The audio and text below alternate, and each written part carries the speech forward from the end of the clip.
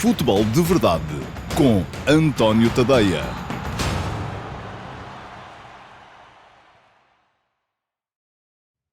Ora, então, olá a todos, muito boa tarde e sejam muito bem-vindos à edição número 100. É verdade, a edição número 100, edição centenária do Futebol de Verdade para a temporada de 2023-2024. Hoje é quarta-feira, é dia 3 de janeiro de 2024. Estamos entre a 15ª e a 16ª jornadas da Liga Portuguesa e por isso não haverá hoje reposições do Futebol de Verdade Flash e o Futebol de Verdade que tem novo horário para este ano de 2024, às 18 horas. Hoje vai passar pelos ataques rápidos, vou pontuar aqui meia dúzia de aspectos da atualidade, comentá-los também, e pelo Q&A. Vou responder a duas perguntas vossas. Uma das perguntas ficou na edição de ontem, na caixa de comentários aqui mesmo do meu canal de YouTube, e a outra ficou no meu servidor de Discord, ao qual acedem os subscritores premium do meu Substack em tadeia.substack.com. Já sabem, há duas maneiras de interagir, até há mais, mas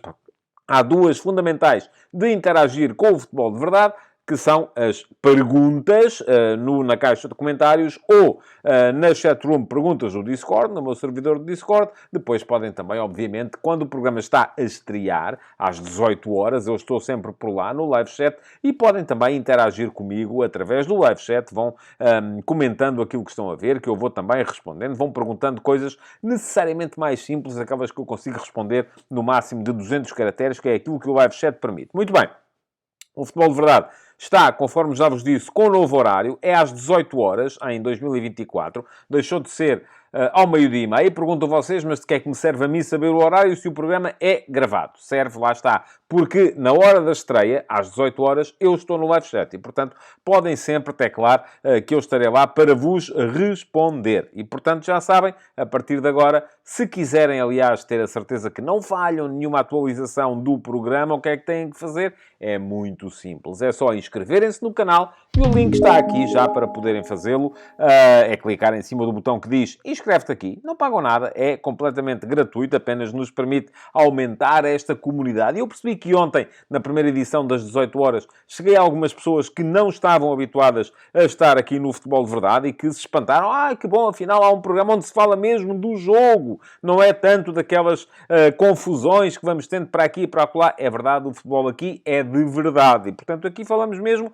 de futebol, porque é isso que nos interessa e é isso que nos une. Bom, mas estava a dizer, inscrevam-se no canal para que a comunidade possa aumentar. Aproveitem para deixar o vosso like no programa, porque o YouTube e o algoritmo, lá os glutões do YouTube, o que sabem regem-se por likes e por comentários.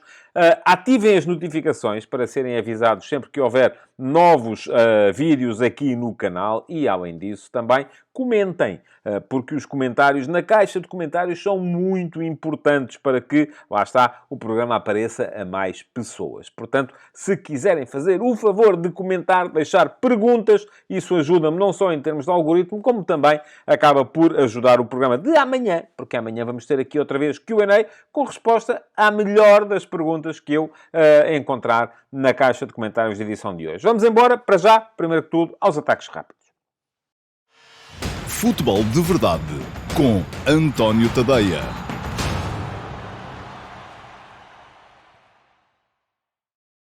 Vamos então aos ataques rápidos que eu alinhavei aqui para vocês hoje. E, primeiro que tudo, como sempre, começamos com o futebol de ontem. Ontem, o jogo que eu vos aconselhei, o West Ham United, Brighton and Hove Albion, foi uma valentíssima seca. Portanto, acabou 0-0.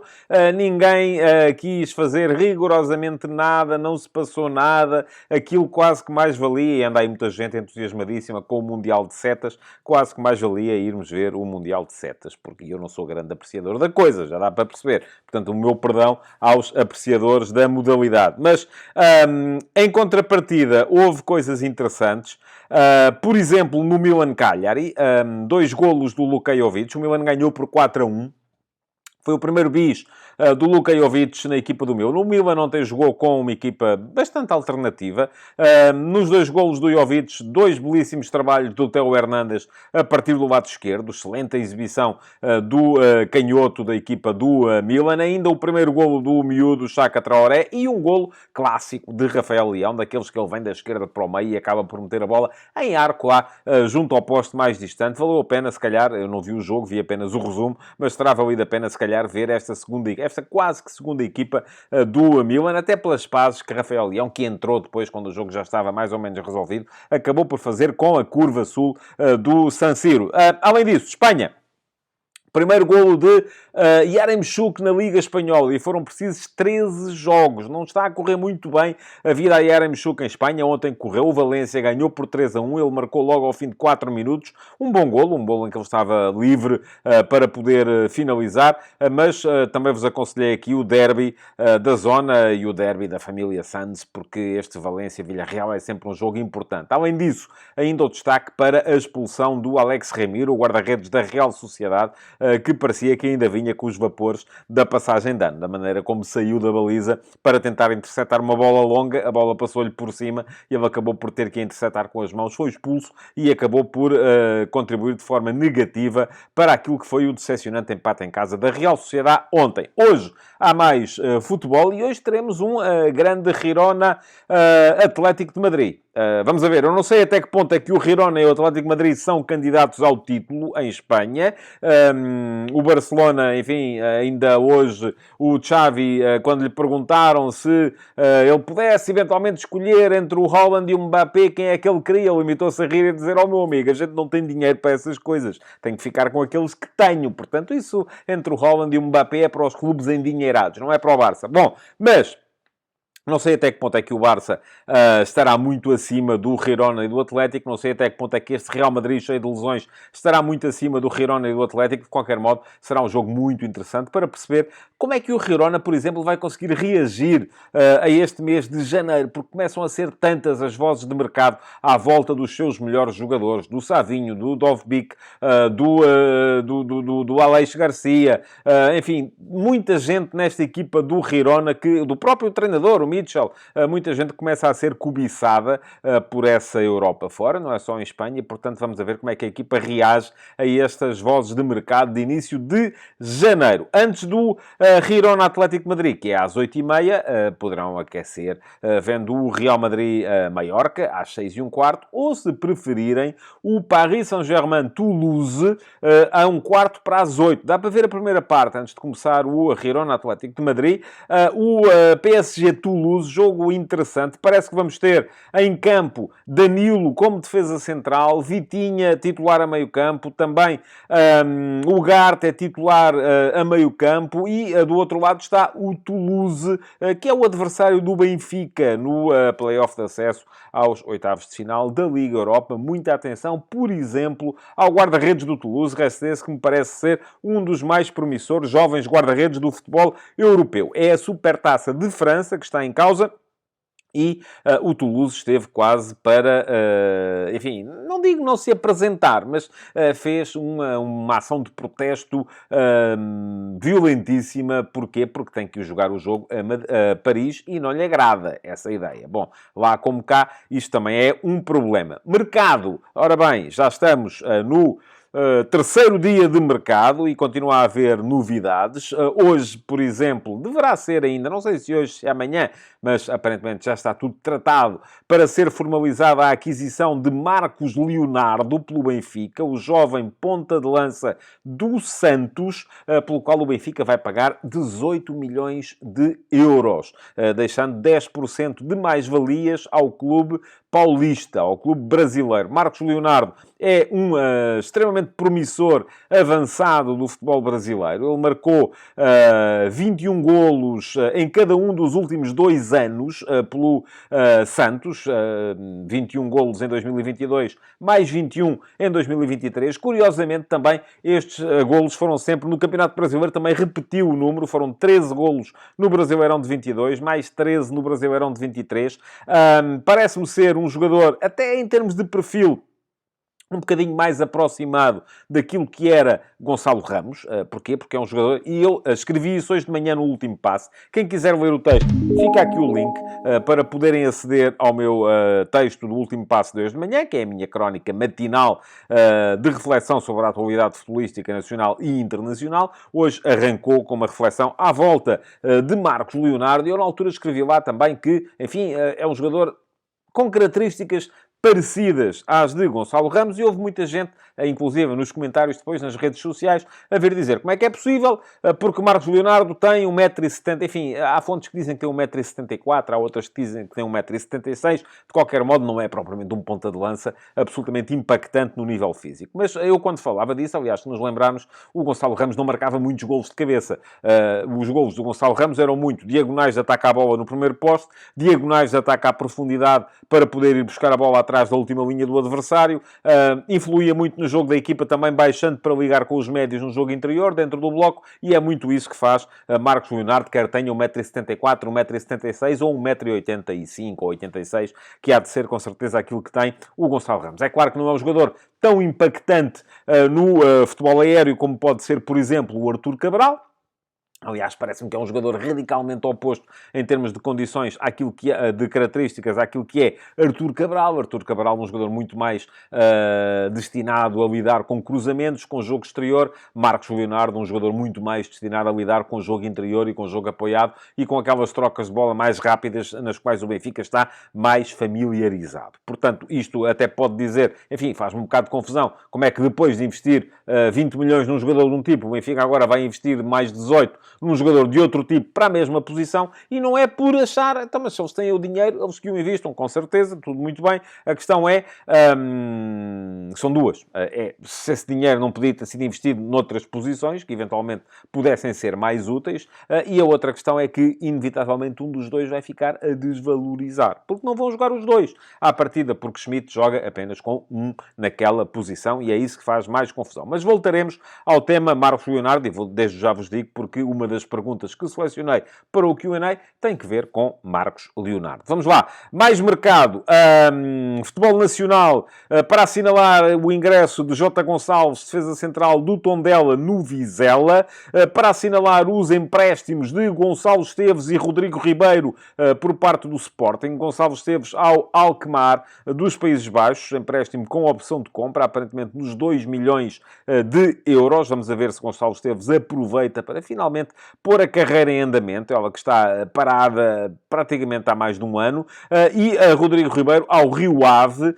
Pode ser um patamar interessante para o futebol também mais apoiado, mais elegante do Rodrigo Ribeiro poder crescer em termos de primeira divisão. Vamos a ver, o Sporting tem feito alguns destes empréstimos, com uns com melhores resultados do que outros. Por exemplo, Mateus Fernandes tem sido um jogador que se tem imposto na equipa do Estoril, desde que lá está o Vasco Seabra como treinador. Samuel Justo com mais dificuldades no Casa Pia, até porque o Casa Pia, com a troca de treinador, passou a jogar apenas com 2 médios e não, não naquele sistema que utilizava, do 3-4-3, que era mais...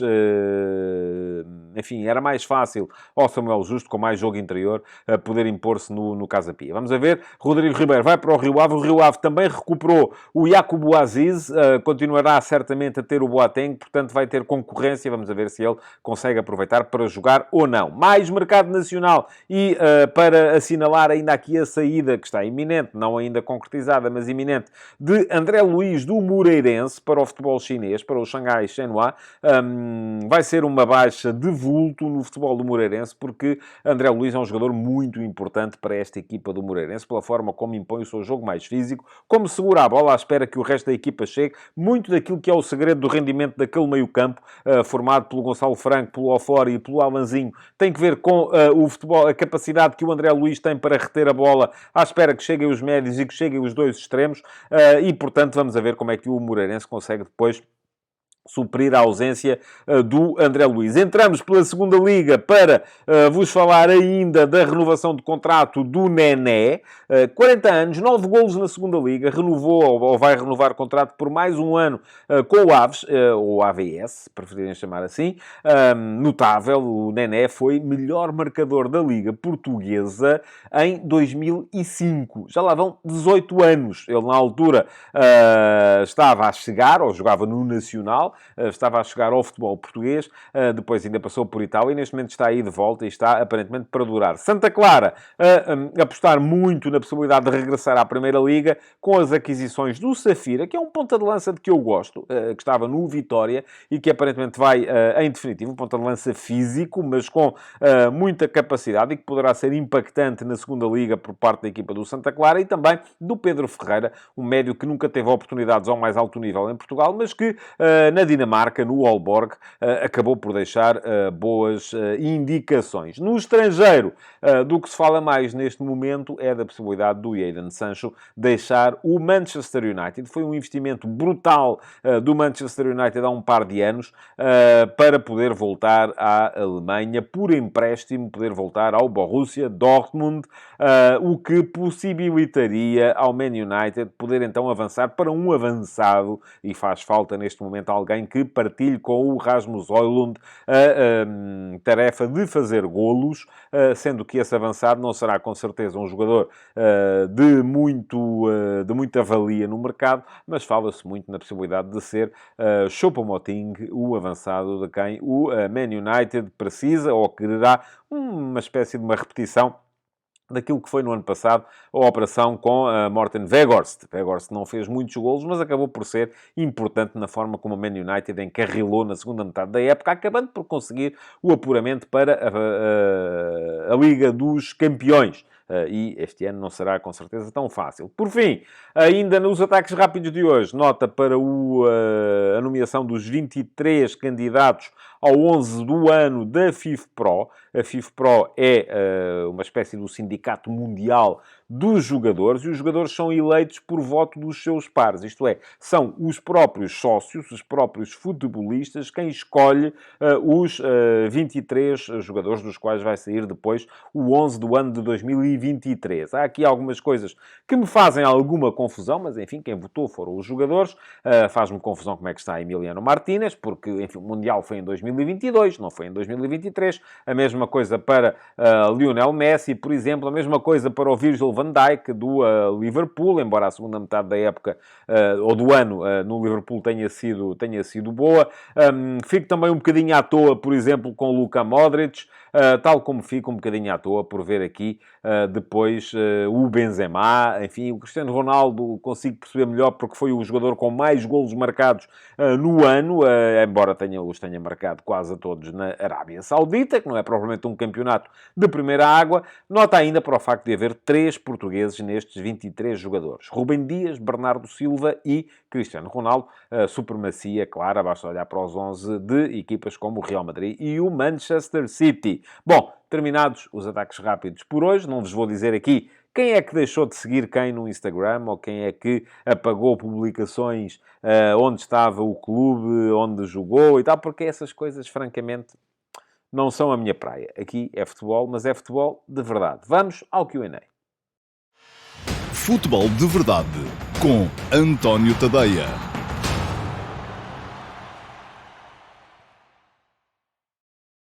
Ora, vamos lá então ao Q&A para a edição de hoje do Futebol de Verdade. E não é demais lembrar-vos, já o fiz no início, mas quem sabe não estavam com atenção, não é demais lembrar-vos que preciso que deixem perguntas para podermos ir alimentando o Q&A. O Q&A é um espaço que é diário aqui no Futebol de Verdade. Todos os dias eu escolho 2 perguntas vossas para poder responder na emissão do dia do Futebol de Verdade. Uma das perguntas vem precisamente aqui da caixa de comentários do programa, no meu canal de YouTube. Não não é do live chat, eu não consigo recuperar as perguntas que vocês deixam no live chat, a essas ou respondo ali, ou então acaba, não há mais hipótese de lhes responder, mas uma das perguntas vem, portanto, da caixa de comentários do programa, é só fazerem assim com o dedinho, e se estiverem no telemóvel, se não estiverem, se estiverem no computador, com certeza têm as duas coisas a aparecer, o live chat aqui deste lado, a caixa de comentários aqui em baixo.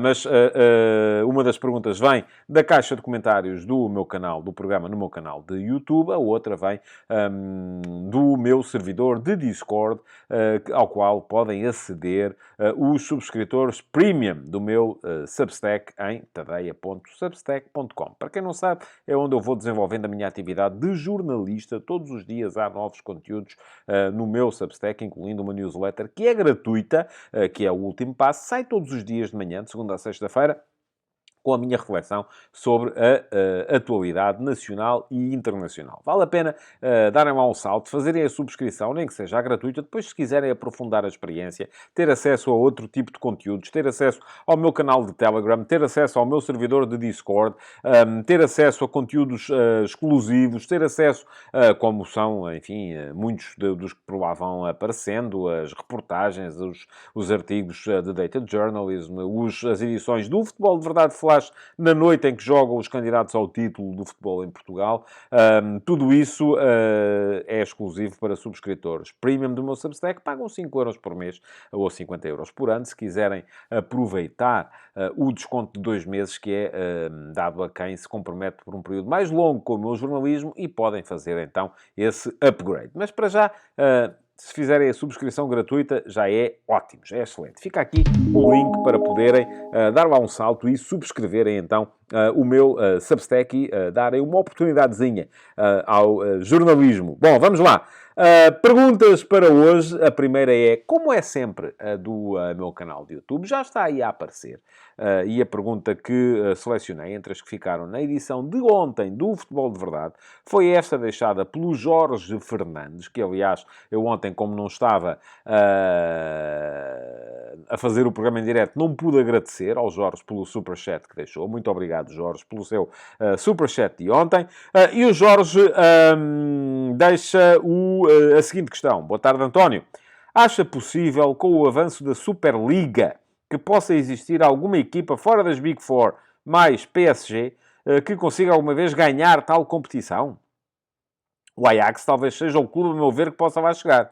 Se a Superliga existir, o que impede não termos equipas da Liga Saudita, brasileiras, argentinas e americanas a competir na mesma? Eu gosto da Liga dos Campeões, mas a concorrer em paralelo às competições nacionais.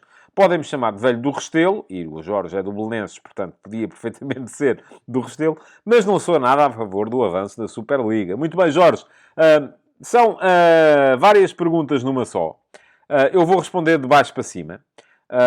Não tem a ver com ser velho do Restelo ou não ser. Acho que eu já expliquei isto aqui uma vez, e esta é uma pergunta um bocado recorrente, que as competições do futebol geralmente acompanham as vias de comunicação.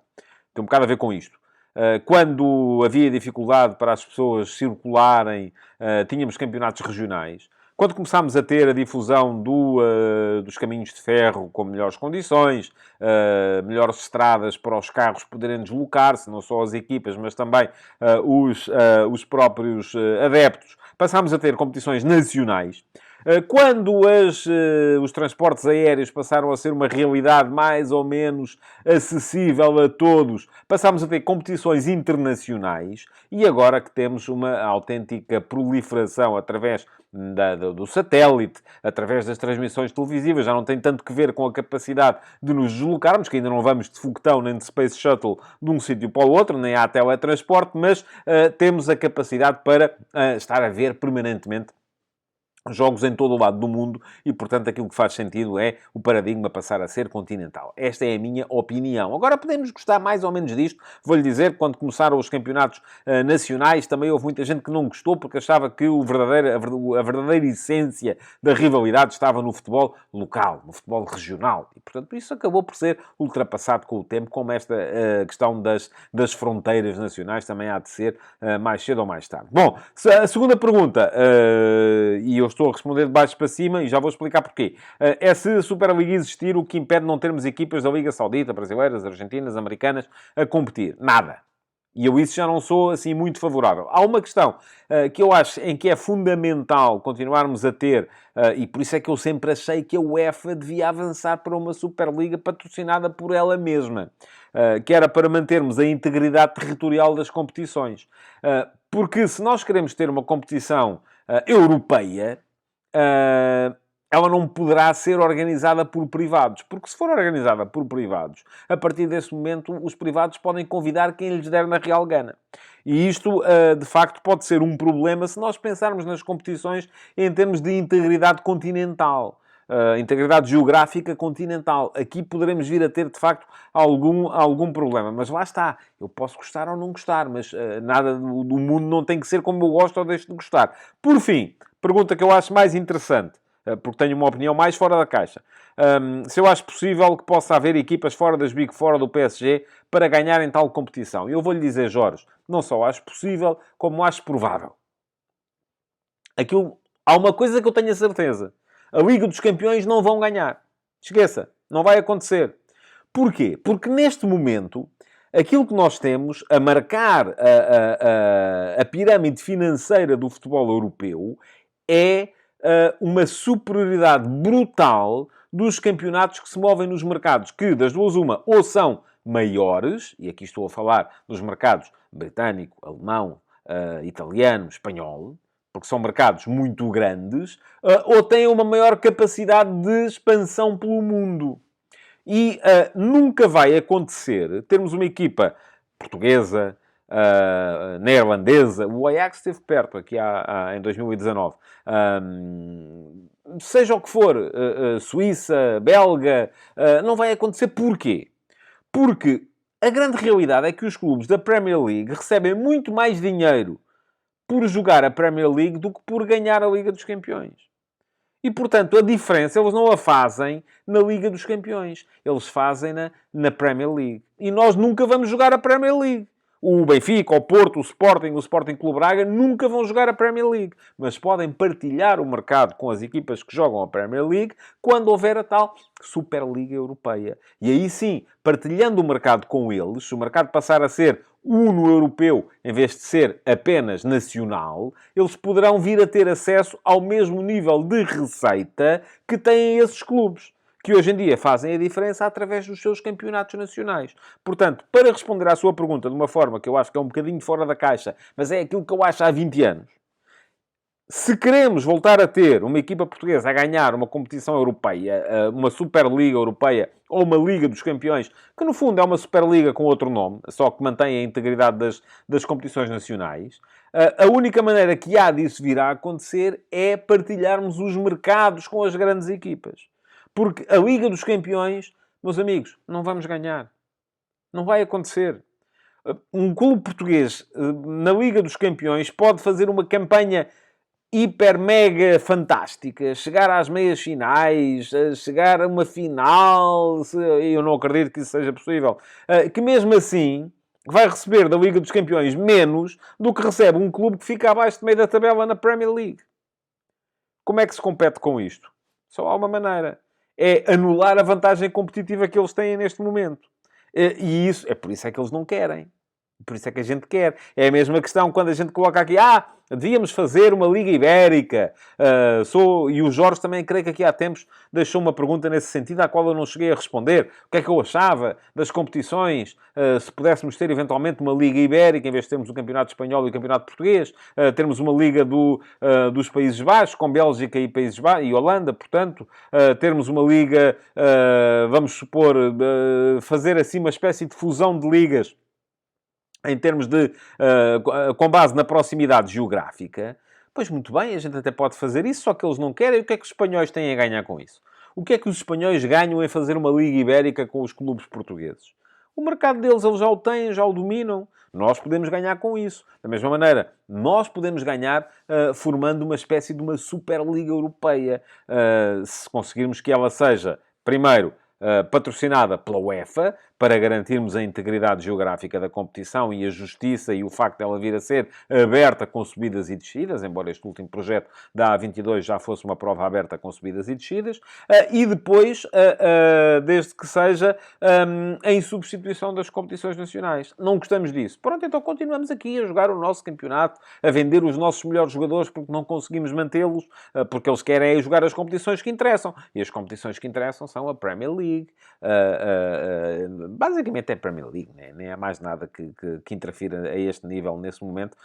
Eu creio, aliás, ainda a propósito do caso Marcos Leonardo, achei curioso que o Benfica tenha conseguido ter sucesso a contratar um jogador, é verdade que em condições e em momentos diferentes, que a Roma tentou e não conseguiu no verão. No verão o Santos não queria vender, neste momento o Santos já queria vender, e portanto a questão também teve um bocado a ver com isso, mas isto há 20 anos não era possível em termos de realidade financeira também. Bom, muito obrigado, Jorge, pela sua pergunta. Já sabem, deixem perguntas aqui na caixa de comentários do meu canal de YouTube, do programa, para poderem ser respondidas no Q&A de amanhã. E dito isto, entramos então na segunda pergunta de hoje, que é a pergunta que veio do meu servidor de Discord, da chatroom Perguntas do Discord, que está lá no meu servidor de Discord, à qual acedem os subscritores premium do meu Substack em tadeia.substack.com. Sim, são aqueles que pagam os tais 5 euros por mês.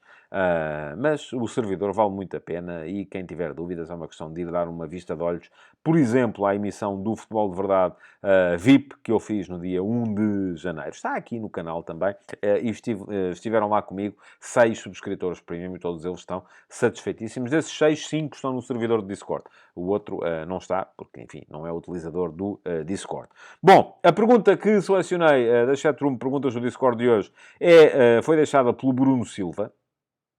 E está já aí a aparecer à vossa frente. Pergunta ao Bruno o seguinte. Bons dias, António. Olá, boa tarde, Bruno. Bom tema do Serão Desportivo.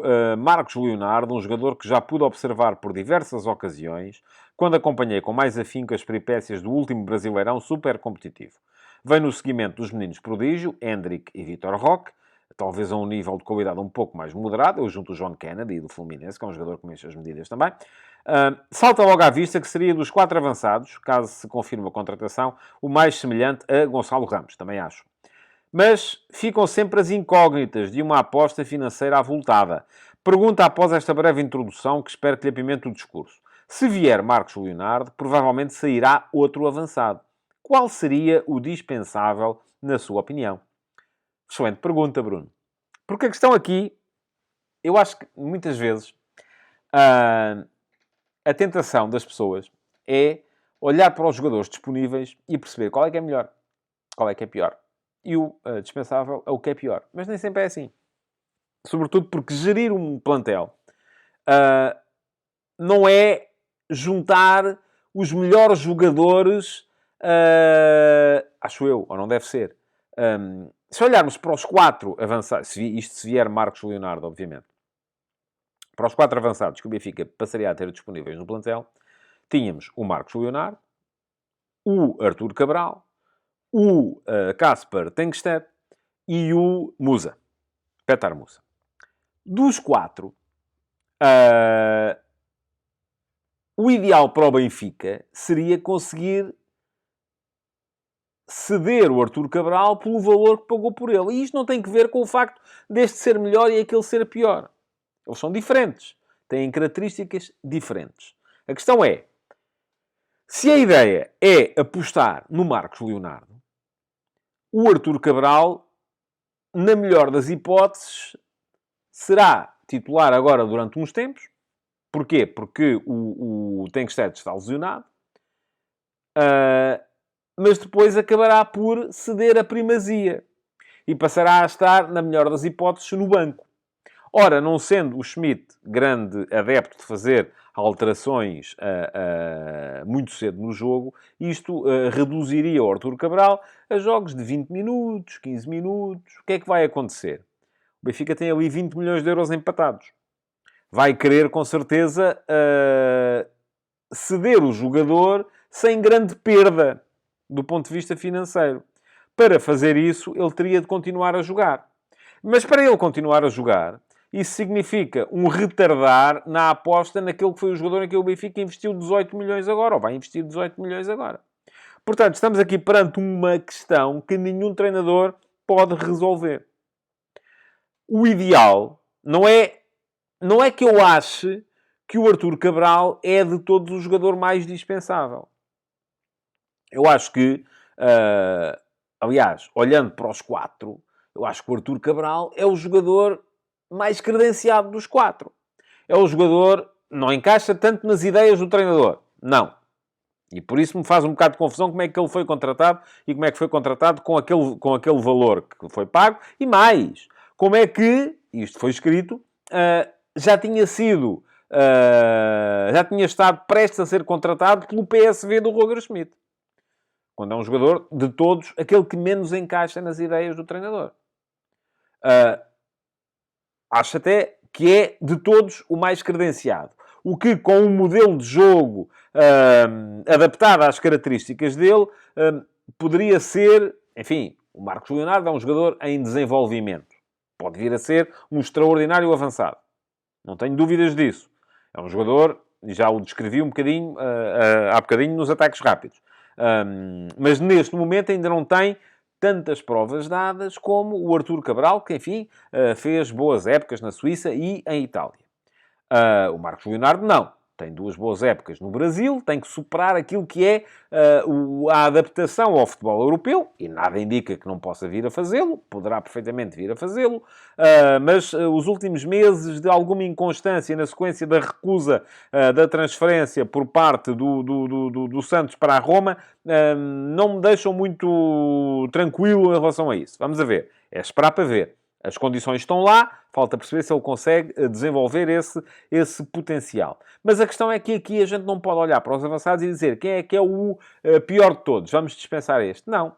Porque não faz muito sentido para uma função, prefiro dizer função e não posição, em que o treinador só usa um homem, ter 3 homens nos quais se investe e nos quais há capital empatado. Portanto, se a ideia é apostar no Marcos Leonardo, então eu acho que o ideal para o Benfica seria o Artur Cabral o Benfica conseguir transacionar o Artur Cabral neste mercado de janeiro. E não estou com isto a dizer que ele é o pior de todos. Não. Até porque não acho que seja. Se não sendo isso possível, também me parece que pelo menos algum deles deveria ser ou emprestado ou isto, enfim, das contas de cada um, que só sabe quem está lá dentro. Não sei até que ponto é que o Benfica precisa, de facto, de fazer essa venda para safar as contas, mas pelo menos emprestar devia fazê-lo a um destes jogadores e aparentemente parece que Petar Musa tem marcado em equipas de meio da tabela do futebol italiano. Portanto, assim sendo, acho que era Petar Musa seguir. Tem que estar lesionado, não vai ser fácil transacioná-lo neste mercado de janeiro. E, além disso, é de todos aquele que tem menos cartel no plano internacional. Portanto, está aqui a minha resposta. Não é que seja o mais dispensável. Acho que, por uma questão de rentabilização de investimento, o ideal para o Benfica, vindo de Marcos Leonardo, seria conseguir transacionar o Artur Cabral neste mercado de janeiro. E pronto. Respondida também a pergunta do Bruno, fica aqui a minha sugestão, então, para que deixem perguntas, seja aqui na caixa de comentários do programa, seja lá no meu servidor de Discord, na chatroom, perguntas do Discord, que é para termos boas perguntas no programa de amanhã. O Futebol de Verdade volta amanhã, outra vez às 18 horas, aqui mesmo no meu canal, e conto convosco, então, para mais uma emissão. Até lá! Futebol de Verdade